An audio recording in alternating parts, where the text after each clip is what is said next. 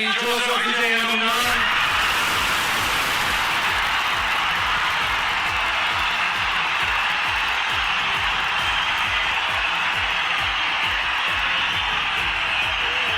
சட்டப்படி அமைக்கப்பட்ட இந்திய அரசியல் அமைப்பின்பால் உண்மையான நம்பிக்கையும் மாறா பற்றும் கொண்டிருப்பேன் என்றும் இந்திய நாட்டின் ஒப்பில்லாத முழு முதல் ஆட்சியையும் ஒருமையையும் நிலைநிறுத்துவேன் என்றும் தமிழ்நாட்டு அரசின் முதலமைச்சராக உண்மையாகவும் உளச்சான்றின்படியும் என் கடமைகளை நிறைவேற்றுவேன் என்றும் அரசியல் அமைப்பிற்கும் சட்டத்திற்கும் இணங்க அச்சமும் ஒருதலை சார்பும் இன்றி விருப்பு வெறுப்பை